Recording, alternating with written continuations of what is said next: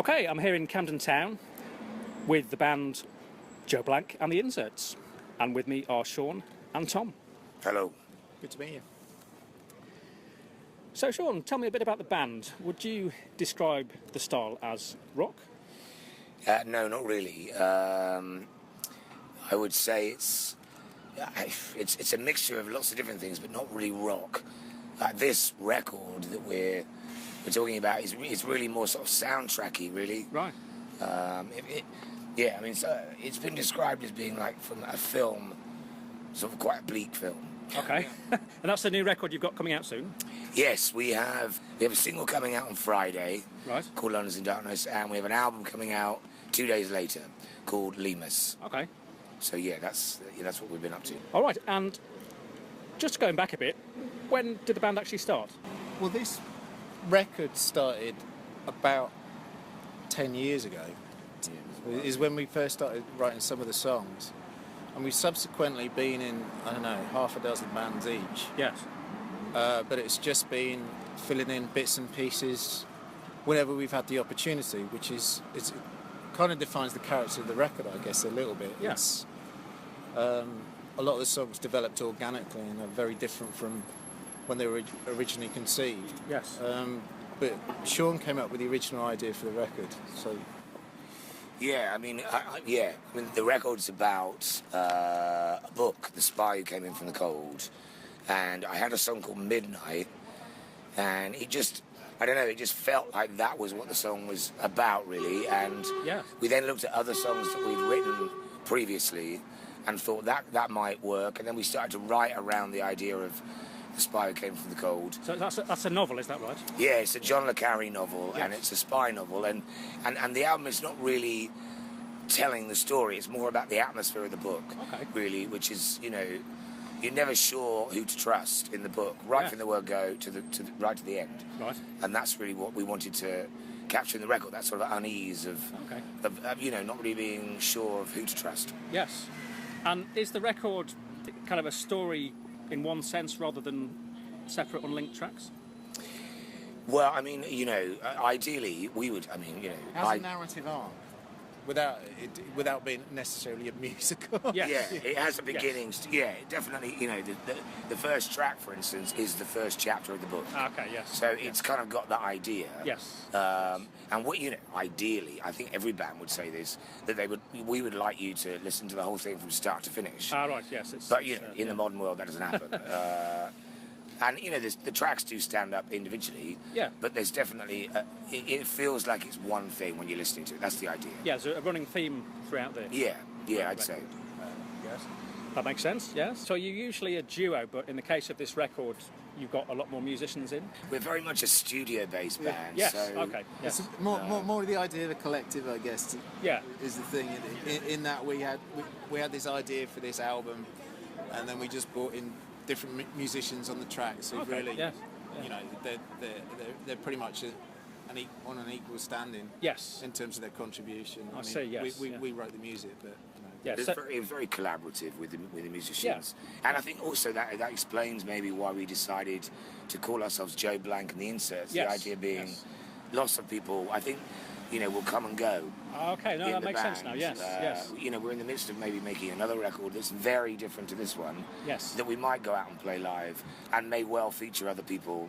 It's a very loose arrangement. Okay, so you're like a collective almost with different people in the lineup, so it's kind of two of you in the main, but you bring in other people where you can, so maybe a bit like Urban Cookie Collective or something similar? I would say Massive Attack is more of a, clearly the people that, the brains behind Massive Attack write the songs, but they get lots of other people involved, and I would say that's kind of similar. It's not musically similar, but that's the idea. We've written all the songs, but...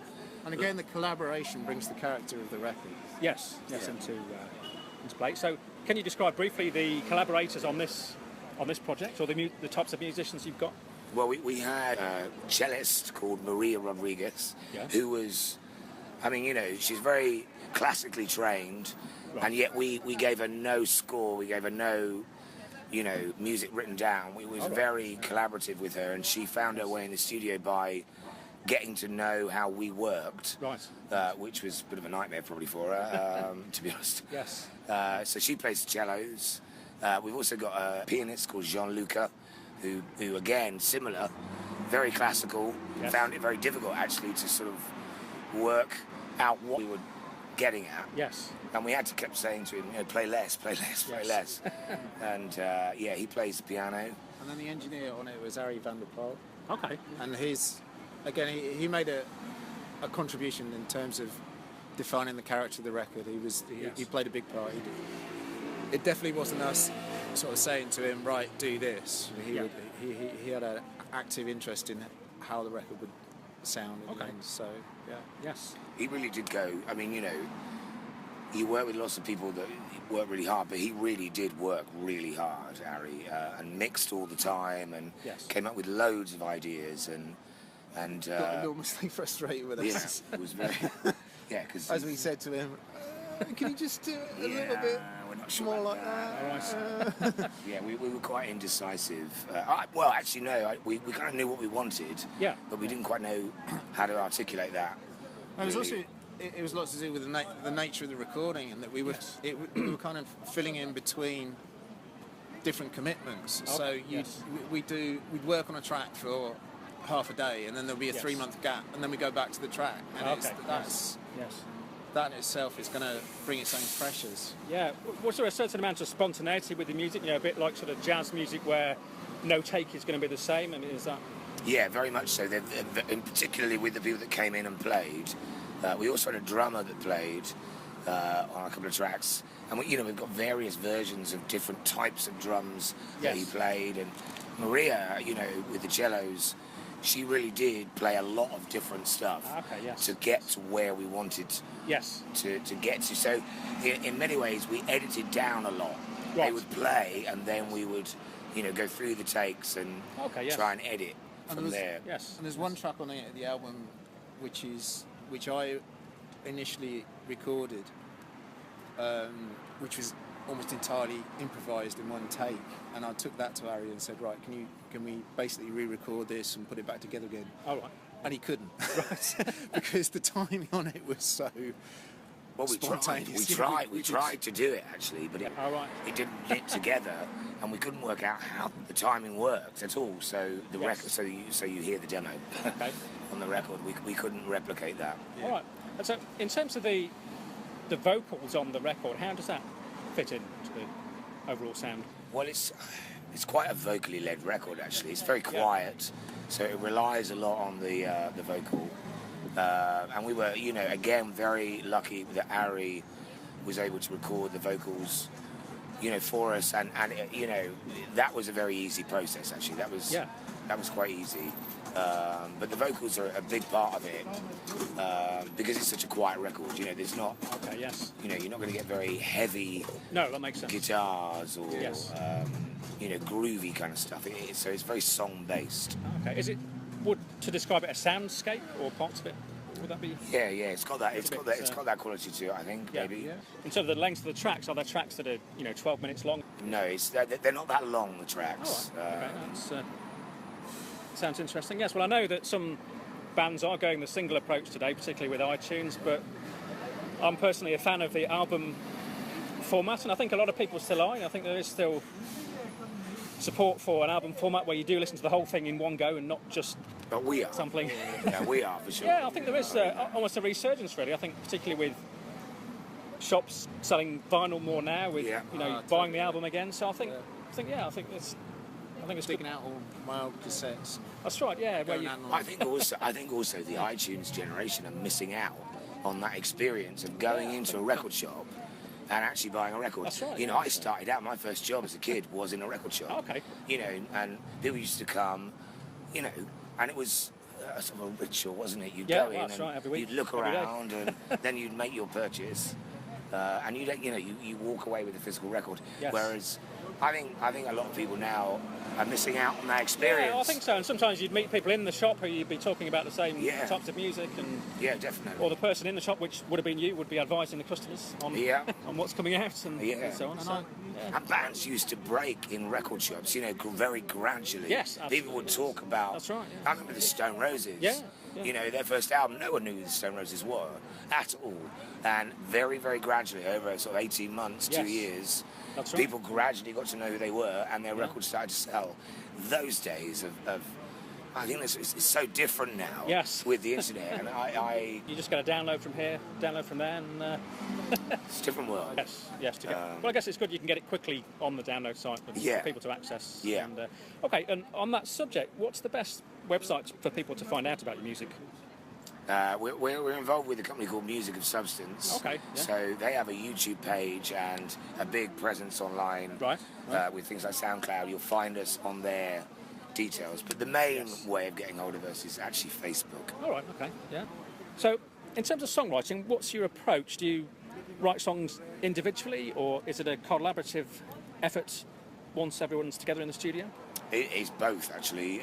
We both, I mean, for this album and generally, we've both written stuff individually and then collaborated. Right. It is always a collaboration. Yes. But it you know, varies as to where that collaboration comes from. Sometimes we will come up with the idea together. Sometimes it'll be a song that, say, Tom's written or that I've written. Yes. And we'll kind of work on. I mean, actually, each song is different. There isn't really a pattern. Okay. Yes. And we deliberately want that. Yes. You know, to keep it a bit fresher. You know. Yeah, and the collaborative element. Again, in terms of live performances, have you got things coming up over the next few weeks? No, we're not doing any shows to promote this record. Okay. Yeah. The reason being is it's to do with the actual record itself. Really. Right. It's very quiet, Okay. and Yeah. it's not really a very live record. And also, Yeah. you know, the other people involved are all kind of session Right. type Yes. people, Okay, and yes. it would be very difficult for us to get them, you know, in terms of their schedule. But Yes. But we are working on another record. We're quite a long way down the track in recording it, and that's a bit more of a live feel. Right. And that may well be that it may well be then that we look to play some shows. Right. Actually, what's come to mind then is Rick Wakeman's Journey to the Centre of the Earth. Like your format in that it's a studio album project, and you could put on a large performance at some stage with assembling a cast of people. It is definitely a possibility, but we're not doing ice skates, that's for sure. Right. We're not going anywhere near that. No, on ice might be. There'll be no flowing robes involved, unless you're thinking of wearing that sort of costume, Tom, which, you know, is maybe. But yeah, roller disco maybe? I don't know. it would. I tell you what, it would be lovely to do a show with everyone on this record at Yeah. some point. Yes. So Put it you know, together. it may well be that we aim to do that at some point. Yes. That makes sense. But there are no plans Yeah. immediately. Yeah. Okay. No, I think that makes sense. Yes. Okay. So the 29th of March is when the track "London in Darkness" comes out. Yes. And it just so happened on the night we were rehearsing, there was a power cut that just took out the whole of South London. Okay. Yes. So it's quite literal in that. In Yeah, Darkness. we were sitting in the dark. We really were. That's where the inspiration came from. For Yeah. that, so. Yeah, and our drummer didn't make the rehearsal at all because of the power cut. So we sat there. There were three of us, and we didn't really know what to do other than, well, let's write a song. Yeah. And London's in Darkness. And That's the- where the title That's where it comes came from. from. Yeah. So the inspiration for the lyrics was trying to think of maybe the world in negative and opportunities for people to do things that you can't do when London is not in darkness. Yes. So it moved away from the literal to the metaphorical pretty quickly. And then, in terms of this record, if you're thinking about it's a lot about spies and espionage, and Yes. if you're thinking about the world again, you know, going through the mirror or whatever, it's kind of going into that territory, and Yes. so it's drawn on that imagery as well. Okay. Yes.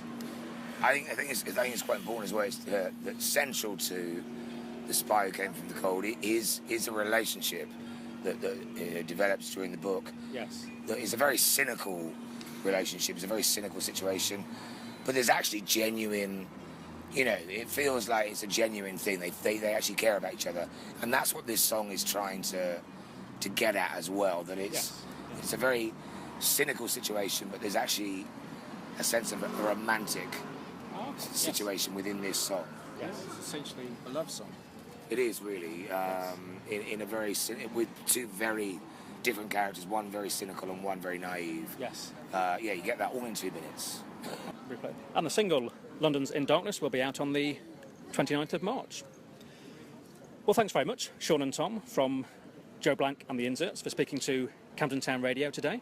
It's a pleasure, absolute pleasure. It was great to have you on the show, and we hope to catch up with you again soon. Yes, thank you very much. Thanks for having us. So this is Joe Blank and the Inserts on Camden Town Radio. Many, many thanks for all of your support. London's in darkness. It's turned out the light. Nobody's going home early. Nobody minds. There are couples and candles